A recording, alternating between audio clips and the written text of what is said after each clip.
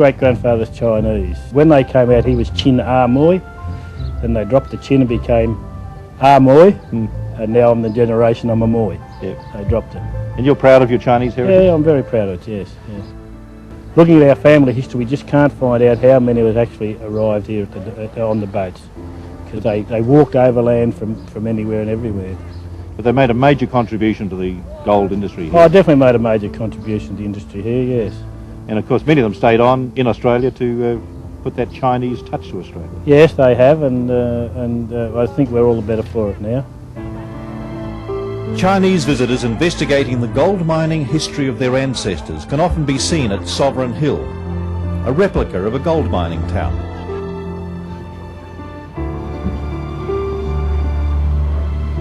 It was in the Ballarat gold diggings that Australia's only civil insurrection took place. Refusing to pay a gold miner's licence imposed by a corrupt government, the miners gathered at a place called Eureka Stockade and defied authority by raising their own flag. Government troops attacked and defeated the miners in a short but bloody struggle in which 22 lives were lost. A small number compared to civil wars in other countries, but they had public support. One of the rebel leaders, Peter Lalor, lost an arm, but survived to become a hero and was later elected to Parliament. Eventually, the result was a fairer system of government, which never ever again opened fire on its own citizens. When the gold ran out, the fortunes of Ballarat waned, but have since been revived by tourism with a living museum at Sovereign Hill showing life as it was in the gold rush days. At Sovereign Hill, we're trying to really give people a feeling of what it was like 140 years ago. So when they come, they're part of the gold rush, and I think we do it very well by researching even the buildings. We know that even though it's reconstructed buildings, as far as we can tell, the look of them, we go back to their drawings, their designs. We build them exactly as they would have been in the 1850s. So all these buildings that you see around here existed in Ballarat between 1851 and 1861. And then we bring it to life. There's not much use of having lovely buildings for people to look at, but they want to experience what life was like. So they can come and they can see the miners, see the ladies and the gentlemen, people who came from all over the world, and get a feel for the buzz and the excitement of what it was really like on the goldfields. The wealth generated from the goldfields at Ballarat and other parts of Victoria established the state, and particularly the city of Melbourne. When it came to stately architecture and setting out expansive gardens close to the heart of the city, there was no shortage of money, as Melbourne tried to become a city as sophisticated as any in Europe.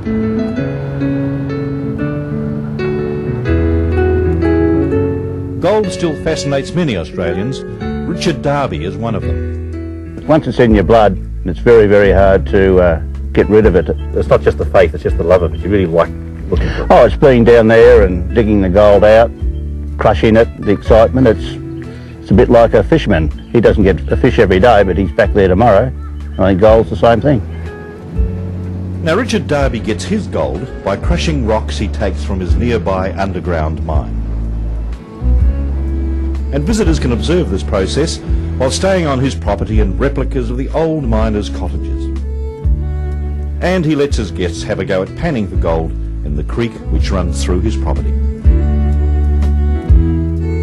But it wasn't only gold which lured the fortune hunters. Sapphires were found in Queensland and New South Wales. And opals became and remain a major export industry, making some miners who endured the harshness of outback conditions millionaires. The most precious stones in the world are, of course, diamonds, and the largest diamond mine in Australia is the Argyle mine in the Kimberley area. The mine is one of the largest diamond producers in the world. It earns hundreds of millions of dollars each year, and some of the Kimberley stones, like the Champagne diamond, are keenly sought after.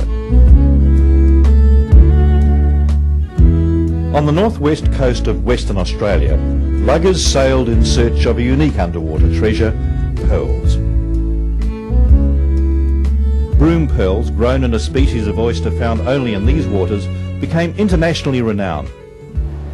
but in the swift currents caused by large tidal movements, it was very dangerous work. Nearly 1,000 Japanese who lost their lives pearl diving lie buried in Broome. They either drowned or died from the bends. The adjacent Chinese cemetery also records the loss of young men from that country, claimed by the pearling industry. When the shanty town of Broome sprang up where the desert meets the sea, there was little timber, so corrugated iron was used for building. The only paint available was red and green lead on board the luggers. That was Broome's early style, and it has been faithfully preserved. Although Broome is becoming known internationally as a tourist destination, pearls are still the driving force behind the local economy, keeping craftsmen like John Eberhard busy making keenly sought-after jewellery. Is it occasionally that you hold between your fingers a pearl which you know is probably worth an absolute fortune? Oh, it happens quite often, yes. There's one here that's around $9,000, just this pearl here. Now, why is that pearl worth $9,000? The size, the colour, the clarity. It's pretty much like a diamond. We've got the 4 C's, clarity, carat and colour. And the pearls are very much the same. And what also makes them so valuable is also the shape, the roundness.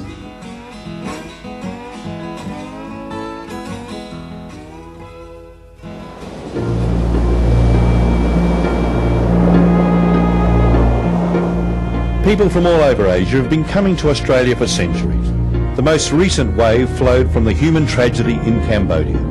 It began under Pol Pot's ruthless dictatorship in 1975, following the fall of Saigon, creating a flood of Cambodian and Vietnamese refugees. Australia opened its heart and its doors and gave thousands of refugees in prison camps or on boats fleeing persecution the chance to make a new life. These people brought their cultural influences with them, which can be seen not only in Sydney and Melbourne, but also in Australia's northernmost city, Darwin. Every Thursday night, the people of Darwin gather at Mindil Beach and after watching the tropical sun go down over the sea, move into an adjoining park and have a lot of fun together.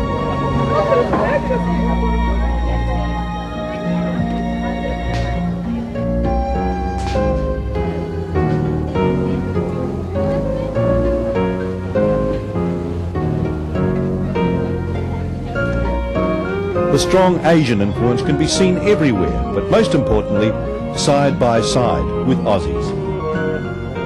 It shows how Australia can adapt, because Darwin was the only place where war came to Australia. The Japanese bombed it in 1942. Now, the former invaders are welcome as tourists.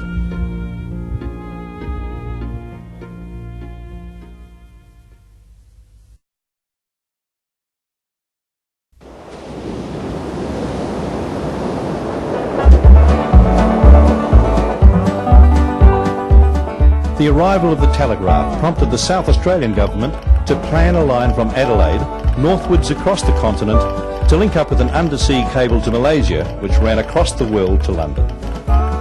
The project took several years, and the halfway point, a waterhole called Alice Springs, became strategically important for the early settlers in the interior, as well as for international communications.